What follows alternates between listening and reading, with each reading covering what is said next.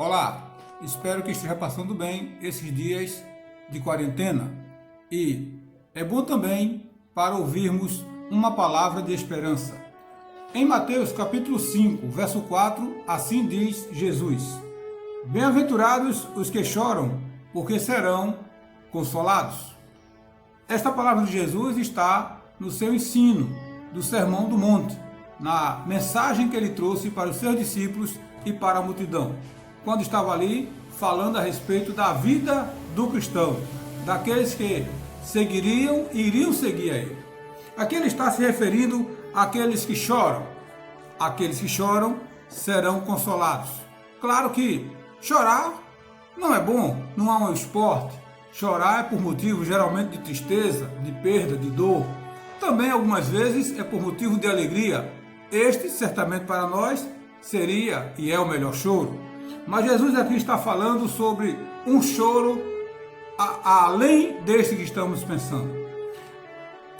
Esta palavra de Jesus, bem-aventurados que choram, vem como uma continuação do que ele fala no verso 3. Bem-aventurados os humildes, ou os pobres de espírito, aonde as pessoas eram orientadas, ensinadas através desta palavra a depender de Deus.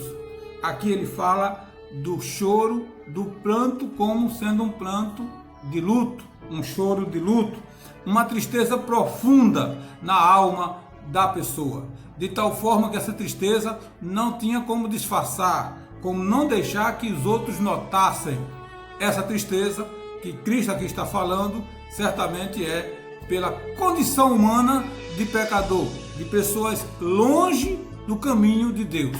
Ele está dizendo: estes que assim se encontram, estes que reconhecem que precisam da graça, da misericórdia de Deus, estes que choram por esta misericórdia, eles serão consolados. Este consolo não é um tapinha nas costas ou algumas palavras de afago, é um consolo divino. Inclusive, a palavra consolar vem da mesma raiz da palavra paráclito, que é espírito, no sentido de consolador. É este o sentido. A pessoa que chora porque reconhece a sua situação de pecador, de longe dos caminhos do Senhor, de necessitado da graça, do perdão, do amor de Deus, que chora reconhecendo a sua pequenez, o Senhor, o próprio Espírito, o consolará. Estes serão consolados.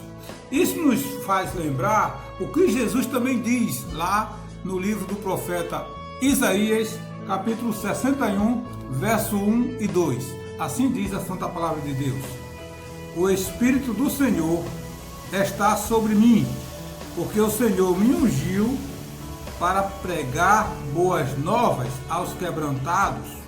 Enviou-me a curar os quebrantados de coração, a proclamar libertação aos cativos e a pôr em liberdade os algemados, a apregoar o ano aceitável do Senhor e o dia da vingança do nosso Deus, a consolar todos os que choram.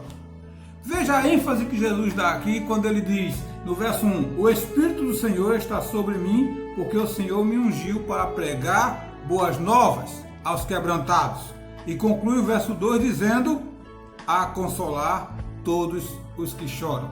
Este consolo divino, este consolo do Senhor é missão de Jesus. Consolar os que estão quebrantados de espíritos, que choram pela sua condição de pecador, de pessoa que precisa da graça, da misericórdia de Deus.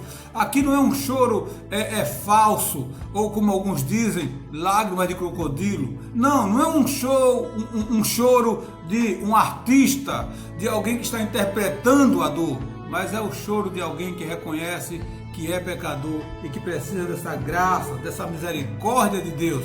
É o choro que nos remete a sabermos que nós, como seres humanos, somos necessitados desta misericórdia.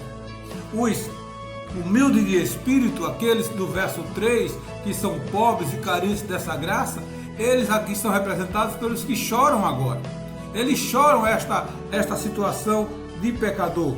Os que choram também aqueles que têm a sua condição de humano, condição de pecador à sua frente. Esta pobreza que está no ser humano no sentido de carência de Deus.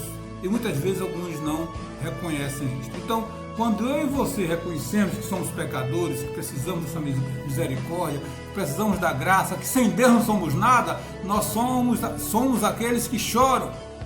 E o Senhor, então, por sua misericórdia e graça, vem então, conforme diz Isaías 61, verso 1, no final do verso 2, porque Cristo Jesus foi ungido também para consolar todos os que choram. Então, este contexto dessa necessidade da carência humana é o que nós nos vemos hoje. Todos os homens, todos os seres humanos estão acuados pelo vírus do coronavírus ou Covid-19. Todos os seres humanos foram igualmente colocados na mesma estatura de ser humano, porque alguns esqueciam que eram humanos, alguns até achavam que eram um pouco mais do que humanos. Outros, inclusive religiosos, achavam que estavam andando a um palmo acima do nível do mar, que tinha, digamos, uma linha direta com Deus, que podia decretar, mandar, ordenar, e que agora tudo cai por terra. O Senhor está dizendo, só o Senhor é Deus. Todos nós devemos estar no pó e na cinza, chorando a nossa condição de pequenez, de humano que dependemos de Deus, que a arrogância nossa caia por terra, que todos os governantes e todos aqueles que achavam que era mais do que o outro, reconheça a sua pequenez.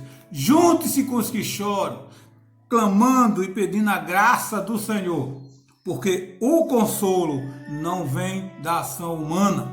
O consolo vem do Paráclito, vem do Espírito do Senhor, que vem confortar, consolar a todos aqueles que reconhecem a sua carência de Deus.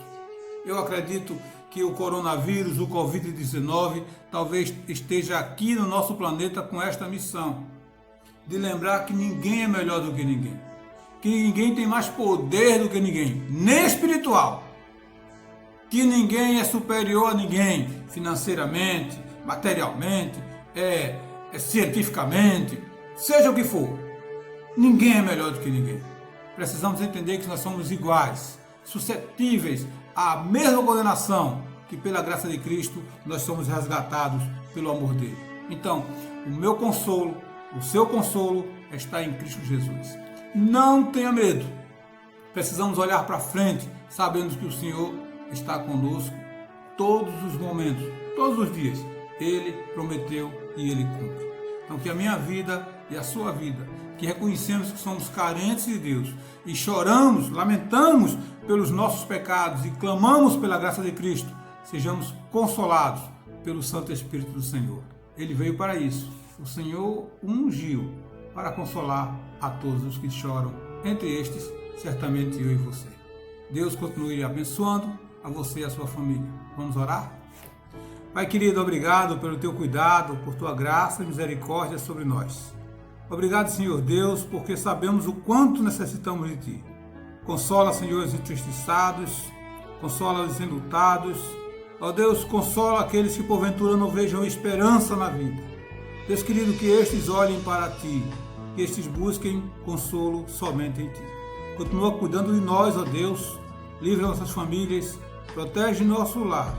Rogamos agradecidos por tudo, em nome de Jesus. Amém. Deus te abençoe e te guarde. E não esqueça, não perca a esperança. A esperança é Jesus.